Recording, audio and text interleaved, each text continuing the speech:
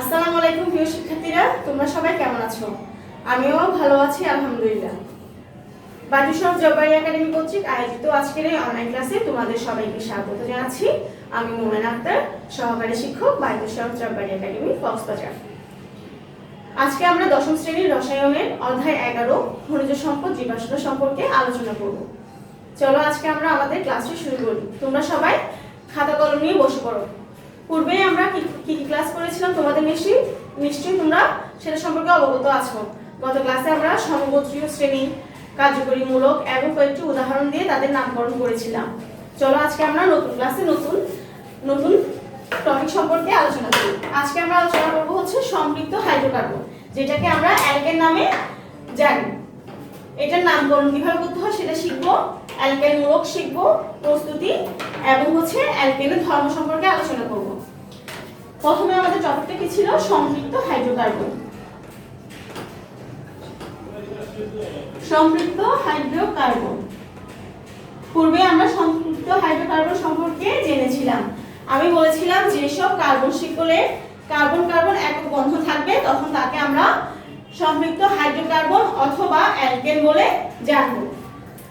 বলেছিলাম কি, তাহলে কার্বন কার্বন একক বন্ধন থাকবে। আর বাকিগুলোতে কি থাকবে? আর বাকিগুলোতে থাকবে হচ্ছে হাইড্রোজেন, কারণ আমরা জানি কার্বনের 4টা হাত। তাহলে একটা যখন কার্বনের সাথে যুক্ত হবে আরো 3টা হাত আমরা হাইড্রোজেনের সাথে যুক্ত করে দিব। এটাকে বলবো আমরা হচ্ছে সম্পৃক্ত হাইড্রোকার্বন। অর্থাৎ সম্পৃক্ত হাইড্রোকার্বনের সি আর সি সিঙ্গেল বন্ধন থাকবে আর বাকি 3টা হাত থাকবে। এখন দেখো অ্যালকেনের সাধারণ সংকেতটা কি হতে পারে? এমন একটা সংকেত যেখান থেকে আমরা সব ধরনের অ্যালকেনকে নামকরণ করতে পারবো। সাধারণ সংকেত হচ্ছে CnH2n+2। এখানে n এর বিভিন্ন মানের জন্য আমরা বিভিন্ন ধরনের অ্যালকেন পাবো। তাহলে প্রথম যদি কি n এর মান 1 হয় তখন আমরা পাবো CH4, যেটাকে আমরা বলি মিথেন। যেটাকে আমরা কি বলবো? মিথেন। তাহলে অ্যালকেনের প্রথম সদস্য হচ্ছে মিথেন। এরপর আসি n = যখন 2 হবে তখন আমরা পাবো C2H, 2 দুগুণে 4, 4 এর 2 হচ্ছে 6। এটাকে বলবো আমরা ইথেন। তাহলে এটাতে কেমনে এটা ইথেন হয় অথবা এটা কেমনে অ্যালকেন হয় সেটা আমরা দেখি। যখন আমরা এই স্ট্রাকচারটা লিখবো তখন এখানে কার্বন হচ্ছে 2টা, তাহলে এখানে বাকি হাত থাকে 3টা, এখানে থাকে 3টা। তাহলে 3টাতে হাইড্রোজেন চলে যাবে 3টা করে। 3টা করে হাইড্রোজেন চলে গেলে তাহলে টোটাল হাইড্রোজেন হয় 6টা। তাহলে এটাই হচ্ছে আমাদের ইথেন। এরপর n = যখন 3 হবে তখন আমরা পাবো C3H, 3 দুগুণে 6, 6 এর 2 হচ্ছে 8। তখন এটাকে আমরা বলবো প্রোপেন। কি বলবো? প্রোপেন। তাহলে প্রোপেনের মধ্যে C কয়টা আছে? 3টা। আমরা তাহলে 3টা যখন C দিয়ে দিব এখানে বাকি থাকবে, এখানে যদি একটা হাত চলে গেছে তাহলে এখানে থাকবে 3টা, এখানে 2টা চলে গেছে এখানে থাকবে 2টা, এখানে একটা চলে গেলে এখানে থাকবে 3টা। তাহলে বাকিগুলোতে আমরা একটা করে হাইড্রোজেন দিয়ে দিই।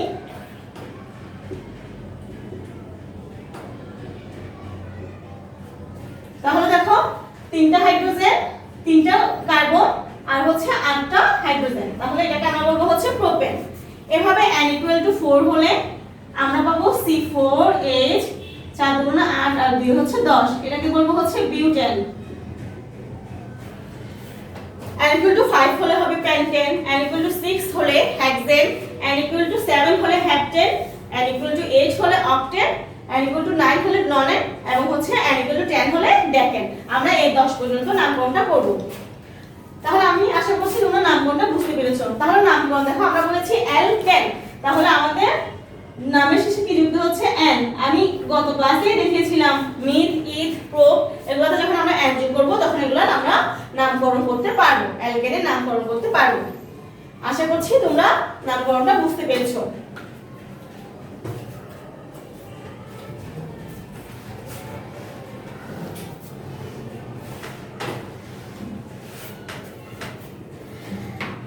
এখন দেখো আরেকটা টপিক হচ্ছে অ্যালকাইল মূলক।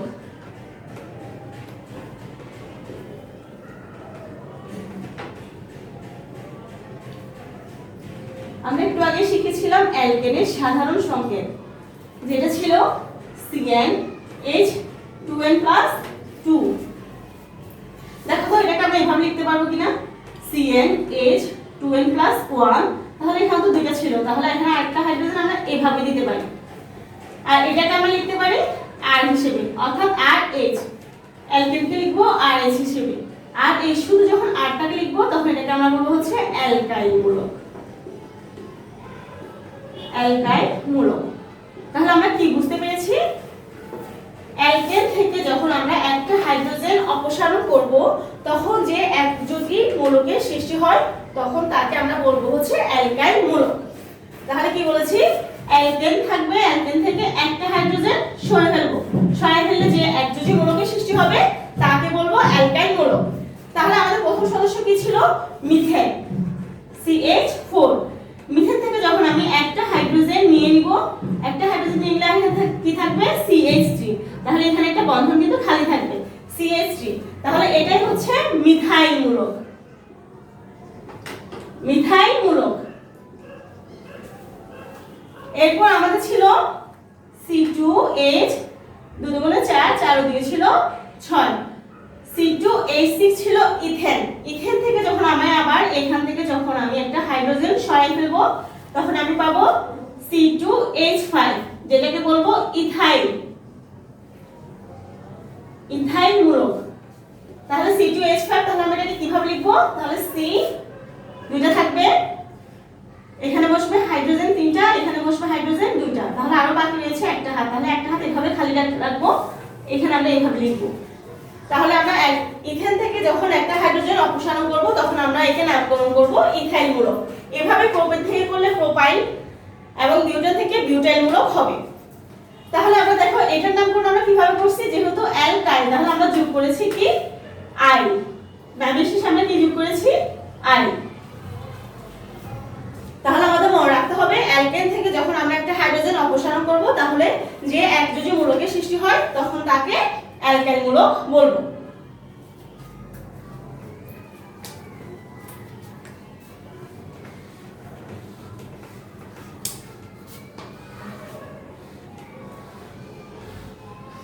দেখো এখন সবচেয়ে ইম্পর্টেন্ট অ্যালকেনের প্রস্তুতি। অ্যালকেনটা আমরা কিভাবে প্রস্তুত করব?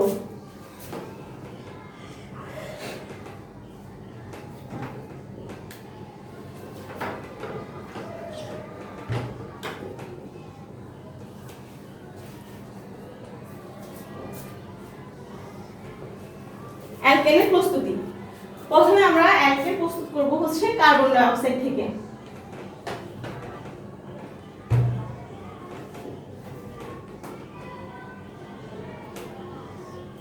কার্বন ডাই অক্সাইড থেকে নিকেল প্রভাবকের উপস্থিতিতে, কার উপস্থিতি? নিকেল প্রভাবক। নিকেল প্রভাবকের উপস্থিতিতে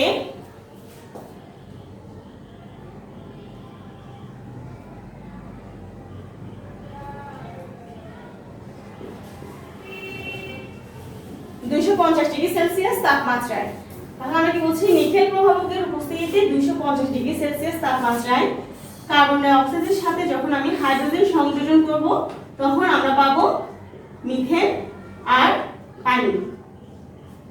তাহলে কি বলেছি? কার্বন ডাই অক্সাইডের সাথে আমরা হাইড্রোজেনের সাথে বিক্রিয়া করিয়ে তখন আমরা পাবো মিথেন আর হচ্ছে পানি। তাহলে প্রভাবক থাকছে এখানে নিকেল আর টেম্পারেচার হচ্ছে 250 সেলসিয়াস। তাহলে দেখো CO2 আর হচ্ছে হাইড্রোজেন, তাহলে আমি এখানে লিখছি CH4, কিন্তু আমার তো এখানে অক্সিজেন ছিল 2টা, CO2, কিন্তু আমি তো এখানে পেয়েছি একটা। তাহলে আমাদের সমতা করার জন্য আমরা এখানে দিব হচ্ছে 2 অণু অক্সিজেন। তাহলে 2 অণু অক্সিজেন, কিন্তু হাইড্রোজেন হয়ে গেছে কয়টা? দেখো তো 2 দুগুণে 4, 4 এ 4 এখানে হচ্ছে 8, তাহলে আমরা এখানে দিব 4, কারণ 4 দেওয়াতে এখানে 4 দুগুণে 8 হবে। তাহলে আমাদের প্রথম অ্যালকেনটা আমরা কোথা থেকে পাচ্ছি? কার্বন ডাই অক্সাইড থেকে। তাহলে কার্বন ডাই অক্সাইড থেকে আমরা কি পাবো? কার্বন ডাই অক্সাইডের সাথে হাইড্রোজেনের বিক্রিয়ায় আমরা মিথেন আর পানি পাবো। এরপর দেখো, এরপর পাবো আমরা হচ্ছে অ্যালকিন ও অ্যালকাইন থেকে।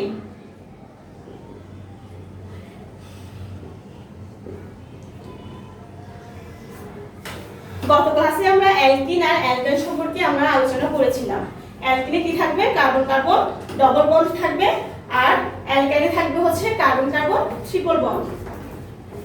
অ্যালকিন আর অ্যালকাইল দুটো থেকে আমরা একই প্রভাব ইউজ করব। আমরা প্রভাব হিসেবে ইউজ করব হচ্ছে নিকেল, আর টেম্পারেচার ইউজ করব 180 থেকে 200 ডিগ্রি সেলসিয়াস তাপমাত্রা। তাহলে অ্যালকিন অর্থাৎ অ্যালকিনের মধ্যে প্রথম সদস্য কি ছিল? Ethene, CH2। ইথিনের সাথে যখন আমি হাইড্রোজেনের বিক্রিয়া ঘটাবো, কার উপস্থিতিতে? নিকেল প্রভাবক, আর হচ্ছে 180 থেকে 200 ডিগ্রি সেলসিয়াস তাপমাত্রা যখন আমি উত্তপ্ত করব, তখন আমাদের পাবো হচ্ছে দেখো কি, একটা হাইড্রোজেন যদি কি এখানে যুক্ত হয় আর একটা হাইড্রোজেন যদি কি এখানে যুক্ত হয়, তাহলে কি হবে দেখো? CH3 ডবল বন্ড কি আর থাকবে? থাকবে না, কারণ এখানে একক বন্ধন হবে, কারণ বন্ধনটা ভেঙে গিয়ে একটা করে হাইড্রোজেন সংযোজন হয়েছে। একটা হাইড্রোজেন এখানে, একটা যদি বন্ধন এখানে চলে যায় তাহলে হাইড্রোজেন বসবে 3টা, এখানে যদি একটা বন্ধন চলে যায় এখানে হাইড্রোজেন বসে যাবে হচ্ছে 3টা। তার মানে আমরা ইথিন থেকে, ইথিনের সাথে হাইড্রোজেনের বিক্রিয়া ঘটিয়ে আমরা পাচ্ছি ইথেন। একইভাবে দেখো আমরা যখন অ্যালকাইনের বিক্রিয়াটা ঘটাবো,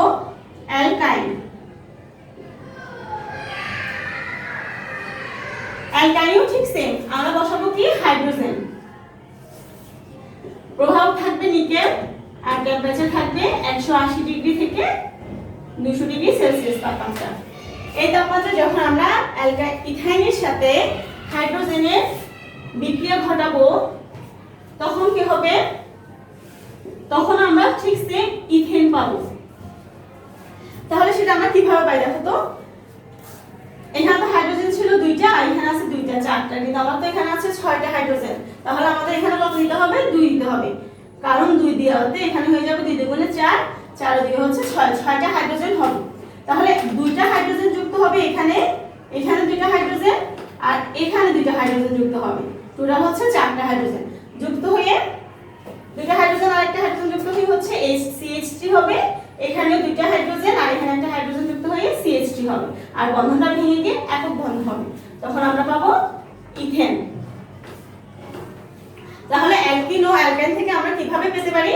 তাহলে অ্যালকিন অথবা অ্যালকাইন দুটারই আমরা হাইড্রোজেন সমন্বয়ে আমরা বিক্রিয়া ঘটাবো নিকেল প্রভাবক, আর হচ্ছে 180 থেকে 200 ডিগ্রি সেলসিয়াস তাপমাত্রায়, আর উৎপন্ন হবে আমাদের ইথেন।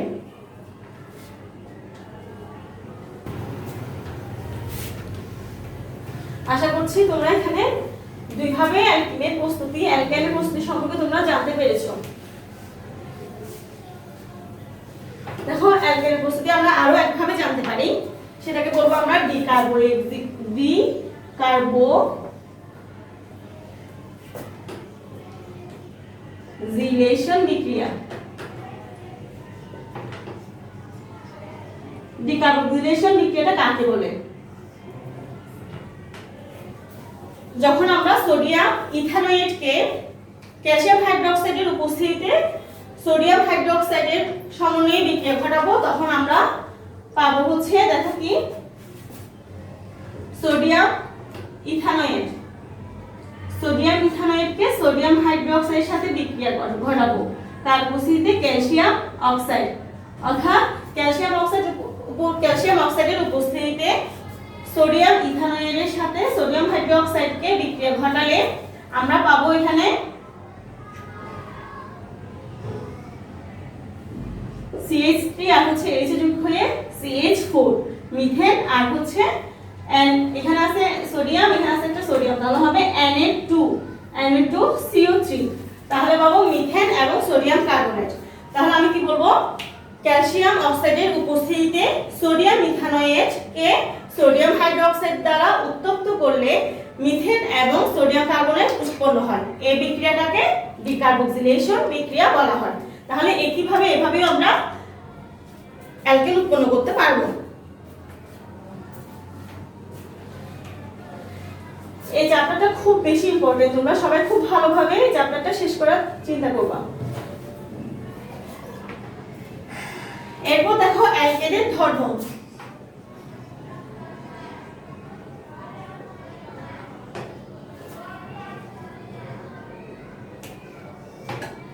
অ্যালকেনের ধর্ম বললে আমরা সবসময় মনে রাখবো হচ্ছে দুটো ধর্মই চলে আসবে, একটা হচ্ছে ভৌত ধর্ম আর একটা রাসায়নিক ধর্ম।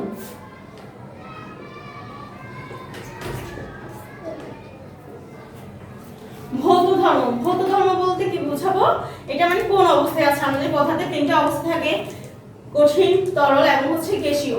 তাহলে ভৌত ধর্ম বলতে আমরা অ্যালকেনগুলো কোন ধরনের অবস্থা আছে সেটা সম্পর্কে বলবো। সেটা ডিপেন্ড করে কার্বনের সংখ্যার উপর। কার্বনের সংখ্যা যদি তোমার 1 থেকে 5 হয়, দেখো কার্বন সংখ্যা যদি কি তোমার 1 থেকে 5 লাগে, 1 থেকে 4, কার্বন সংখ্যা যদি 1 থেকে 4 হয় তখন তাদের স্ফুটনাঙ্কটা 1 থেকে 4 বলতে আমরা বিউটেন পর্যন্ত বোঝাচ্ছি। তাহলে বিউটেনের স্ফুটনাঙ্কটা কক্ষ তাপমাত্রার নিচে থাকে। তাহলে কক্ষ তাপমাত্রার নিচে থাকলে যখন আমরা তাপ দেব তখন সরাসরি এটা কি হয়ে যাবে, গ্যাসীয়তে পরিণত হবে, গ্যাসীয় অবস্থায় পরিণত হবে। তখন তাহলে এটা গ্যাসীয় অবস্থায় থাকবে, তখন তাদের ভৌত অবস্থা থাকবে গ্যাসীয়। এরপর কার্বন সংখ্যা যখন 5 থেকে 15 হবে তখন এটা থাকবে তরল, তখন তাদের স্ফুটনাঙ্কটা কক্ষ তাপমাত্রার একটু উপরে অবস্থান করবে। এরপর কার্বনে যখন তোমার 15 চেয়ে বেশি অর্থাৎ 16 থেকে হবে, 16 থেকে যখন বেশিতে যাবে তখন এটা আমাদের কঠিন আকারে আমরা পাবো। তাহলে মনে রাখতে হবে অ্যালকেনের ক্ষেত্রে কার্বন সংখ্যা যখন 1 থেকে 4 থাকবে তখন বিউটেন পর্যন্ত, মিথেন থেকে বিউটেন পর্যন্ত আমরা পাবো হচ্ছে গ্যাসীয়। এরপর 5 থেকে পাবো আমরা 5 থেকে 15 পর্যন্ত পাবো হচ্ছে তরল। এরপর যখন 15 থেকে বেশি হবে অর্থাৎ 16 থেকে সর্বোচ্চ পর্যন্ত আমরা পাবো কঠিন। এবার দেখো ভৌত ধর্মের পরে আমরা আসবো রাসায়নিক ধর্ম।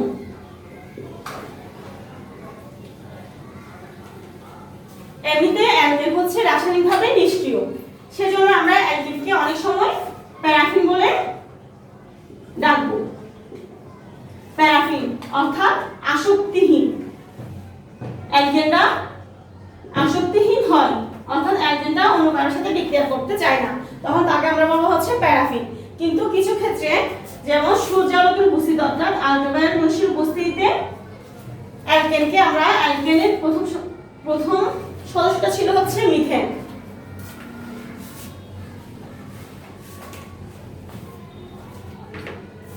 দেখো এটা বলতে হচ্ছে প্রতিস্থাপন বিক্রিয়া।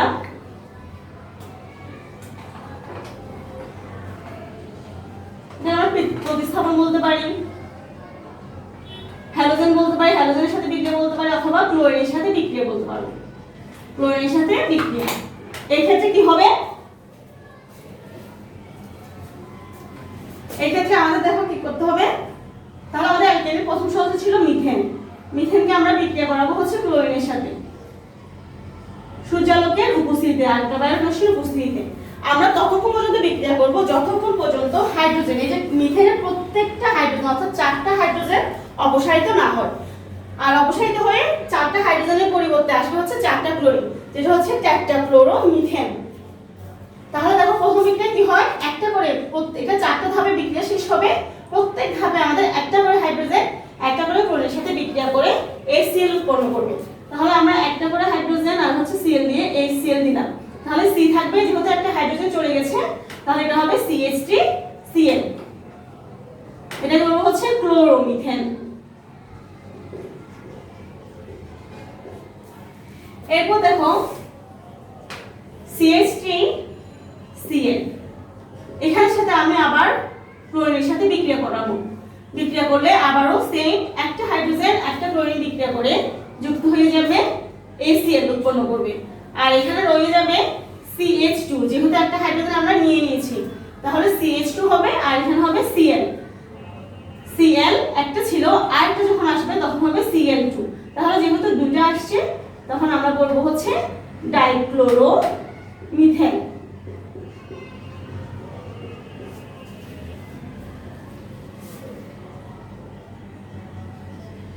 আবার ডাইক্লোরোমিথেনকে আবারও যখন আমি ক্লোরিন দ্বারা প্রতিস্থাপিত করব তখন আমরা পাবো একটা হাইড্রোজেনের সাথে HCl আর হবে এখানে CH, যেহেতু একটা হাইড্রোজেন চলে গেছে CH, আর এখানে হবে Cl3, তাহলে এটা হবে ডাইক্লোরোমিথেন। এটাকে আমরা অনেক সময় না, সবাই আমরা প্রায় অনেকেই জানি এটাকে আমরা ক্লোরোফর্ম নামে চিনি। ক্লোরোফর্ম অর্থাৎ যেটা চেতনানাশক হিসেবে ইউজ করা হয়, বেহুশ করতে যেটা ইউজ করা হয় সেটাকে আমরা ক্লোরোফর্ম অথবা ট্রাইক্লোরোমিথেন বলবো। এবার ট্রাইক্লোরোমিথেনকে যখন আবারও ক্লোরিন দ্বারা প্রতিস্থাপিত করব, দেখো এখানে শেষ পর্যন্ত একটা হাইড্রোজেন রয়ে গেছে, তাহলে এই হাইড্রোজেন ক্লোরিনের সাথে বিক্রিয়া করে HCl উৎপন্ন করবে, আর এখানে আমরা পাবো CCl3। এটা হচ্ছে টেট্রাক্লোরো মিথেন। তাহলে মনে রাখতে হবে প্রতিস্থাপন বিক্রিয়ায় অর্থাৎ ক্লোরিনের সাথে বিক্রিয়ায় হাইড্রোজেন, প্রত্যেকটা হাইড্রোজেন প্রতিস্থাপিত হবে ক্লোরিন দ্বারা। যতক্ষণ না পর্যন্ত সব ধরনের মিথেন থেকে 4টা হাইড্রোজেন প্রতিস্থাপিত না হয় ততক্ষণ পর্যন্ত বিক্রিয়াটা চলতে থাকবে। অ্যালকেনের রাসায়নিক ধর্মের মধ্যে আরেকটা বিক্রিয়া আছে হচ্ছে অক্সিজেনের সাথে। অক্সিজেনের সাথে বিক্রিয়া মানে হচ্ছে দহন বিক্রিয়া। তাহলে অক্সিজেনের সাথে বিক্রিয়া করলে কার্বন ডাই অক্সাইড আর হচ্ছে পানি উৎপন্ন হবে। সেটা যে শুধু মিথেন করবে এমন কোনো কথা নাই, সেটা আমাদের সব ধরনের অ্যালকেনই করবে। অ্যালকেনের দহন বিক্রিয়ায় অ্যালকেন, যে কোনো অ্যালকেন, সেটা ইথেন হোক, প্রোপেন হোক অথবা বিউটেন হোক, যেটাই হোক না কেন অক্সিজেনের সাথে বিক্রিয়া করলে সেটা অবশ্যই কার্বন ডাই অক্সাইড আর হচ্ছে পানি উৎপন্ন করবে। কিন্তু তখন এটা আমাদের সমতা করতে হবে। দেখো এখানে কার্বন আছে একটা হলো, কিন্তু এখানে আছে হাইড্রোজেন 4টা, তাহলে আমি এখানে দিব 2টা হাইড্রোজেন, 2টা দেওয়াতে অক্সিজেন হয়ে গেল এখানে 2টা, এখানে 4টা, তাহলে এখানে দিব 2টা। তাহলে দেখো আজকে আমরা আমাদের ক্লাসে অ্যালকেন সম্পর্কে বিস্তারিত একদম সবকিছু ভালোভাবে বুঝতে পেরেছি, আমি সেটা আশা করছি। তোমরা একটু ভালোভাবে বাসায় প্র্যাকটিস করবা, আশা করছি তোমাদের এই অ্যালকেন সম্পর্কে আর কোনো ধরনের সবগুলোই তোমরা পারবা, আশা করি তোমরা সব পারবা এটা সম্পর্কে। প্রিয় শিক্ষার্থীরা, তাহলে তোমরা সবাই ভালো থেকো, সুস্থ থেকো। আবারও বলছি একই কথা, প্রত্যেকবারের মতো একই কথা বলছি বারবার, যেহেতু করোনা এখন ঊর্ধ্বগতি চলছে, করোনা কালে এখন অনেকেই মারা যাচ্ছে, তাই তোমরা একটু সচেতন হবা। অবশ্যই তোমরা বাইরে গেলে মাস্ক পরে যাবা, আর বাসায় আসলে অবশ্যই 20 সেকেন্ড ধরে ভালো করে হাতটা ধুয়ে ফেলবা। আমার জন্য সবাই দোয়া করো। আল্লাহ হাফেজ, ভালো থেকো, সুস্থ থেকো।